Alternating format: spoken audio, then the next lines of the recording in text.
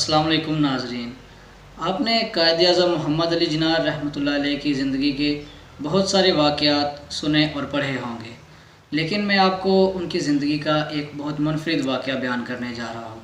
اگر آپ نے سنا یا پڑھا ہے تو ٹھیک، اگر کوئی اس سے نا آشنا ہے تو ضرور سنیے۔ میرا نام ہے محمد اسامہ مرزا اور آپ دیکھ رہے ہیں ہسٹری ریکارڈ یوٹیوب چینل۔ تو چلیے ناظرین، آج کے ٹاپک کی طرف بڑھتے ہیں۔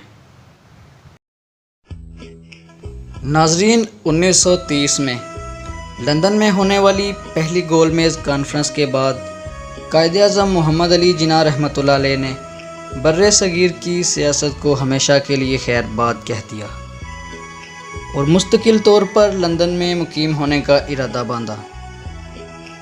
انہوں نے اپنی بہن محترمہ فاطمہ جناح اور اپنی بیٹی دینا کو بھی اپنے پاس بلا لیا۔ قائد اعظم نے لندن کی سیاست میں شامل ہونے کی بھرپور کوشش کی، لیکن وہ کامیاب نہ ہو سکے۔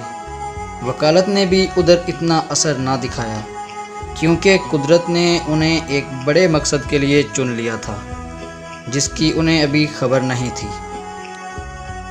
ناظرین، قائد اعظم کے ایک دوست پروفیسر سرور شفقت لکھتے ہیں کہ 1934 میں جب قائد اعظم رحمۃ اللہ علیہ مستقل طور پر واپس ممبئی آ گئے تو میں ان سے ملنے چلا گیا۔ قائد اعظم کسی گہری سوچ میں گم تھے۔ مجھے دیکھ کر فرمایا کہ کچھ لوگ کہتے ہیں کہ علامہ اقبال نے مجھے واپس بلایا، جبکہ کچھ لوگوں کا خیال ہے کہ لیاقت علی خان مجھے واپس لے کر آئے۔ بے شک ان دو حضرات کی کاوشیں بہت زیادہ ہیں، لیکن اصل بات جو مجھے یہاں لے کر آئی ہے وہ کچھ اور ہے، جو میں نے آج تک کسی کو نہیں بتائی۔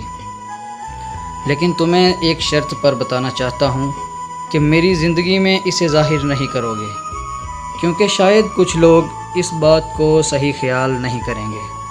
پروفیسر صاحب کہتے ہیں کہ جب میں نے انہیں یقین دلایا کہ بالکل ایسا ہی ہوگا حضور، تو انہوں نے فرمایا، میں لندن میں اپنے فلیٹ میں سویا ہوا تھا، رات کا غالباً پچھلا پہر ہوگا۔ میرے بستر کو کسی نے ہلایا، میں نے آنکھیں کھولیں اور اٹھ کر ادھر ادھر دیکھنا شروع کر دیا۔ کوئی نظر نہ آیا، میں پھر سو گیا۔ میرا بستر پھر ہلا، میں پھر اٹھا، کمرے میں ادھر ادھر دیکھا اور سوچا شاید زلزلہ آیا ہوگا۔ کمرے سے باہر نکل کر دوسرے فلیٹوں کا جائزہ لیا، تمام لوگ محو استراحت تھے۔ میں واپس کمرے میں آ کر سو گیا۔ کچھ دیر ہی گزری تھی کہ تیسری بار کسی نے میرا بستر نہایت زور سے پھر جھنجھوڑا اور میں ہڑبڑا کر اٹھا۔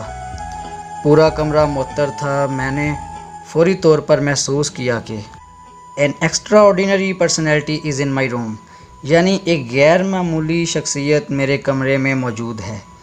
قائد اعظم فرماتے ہیں کہ میں نے پوچھا who are you، یعنی کہ آپ کون ہیں؟ تو جواب آیا I am your prophet محمد، یعنی کہ میں تمہارا پیغمبر محمد ہوں صلی اللہ علیہ وسلم۔ میں جہاں تھا وہیں بیٹھ گیا، دونوں ہاتھ باندھ لیے اور فوراً میرے منہ سے نکلا peace be upon you my lord, یعنی کہ آپ پر سلام ہو میرے آقا۔ جناح کہتے ہیں کہ ایک بار پھر وہ خوبصورت آواز گونجی، mister Jinnah, you are urgently required by the Muslims of the subcontinent and I order you to lead the freedom movement. I am with you, don't worry at all, you will succeed in your mission انشاءاللہ۔ یعنی جناح، براعظم Asia کے مسلمانوں کو تمہاری فوری ضرورت ہے اور میں تمہیں حکم دیتا ہوں کہ تحریک آزادی کی قیادت کرو۔ میں تمہارے ساتھ ہوں، تم بالکل فکر نہ کرو، انشاءاللہ تم اپنے مقصد میں کامیاب رہو گے۔ قائد اعظم فرماتے ہیں کہ میں ہمہ تن گوش تھا، صرف اتنا ہی کہہ پایا یس مائی لارڈ، یعنی کہ آپ کا حکم سر آنکھوں پر میرے آقا۔ ناظرین، قائد اعظم رحمۃ اللہ علیہ کی زندگی کا یہ واقعہ دوسرے واقعات سے اس لیے الگ ہے کیونکہ اس میں ذہانت کا نہیں، روحانیت کا ذکر پایا جاتا ہے، اور تاریخ گواہ ہے کہ قائد اعظم نے اپنی ڈیوٹی کو کس احسن انداز میں ادا کیا۔ میری دعا ہے کہ رب کریم اس عرض پاک کو قائم و دائم رکھے اور بانی پاکستان قائد اعظم محمد علی جناح رحمۃ اللہ علیہ کی لحد پر کروڑوں رحمتیں نازل ہوں، آمین۔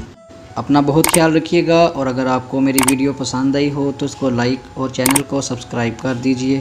بہت شکریہ۔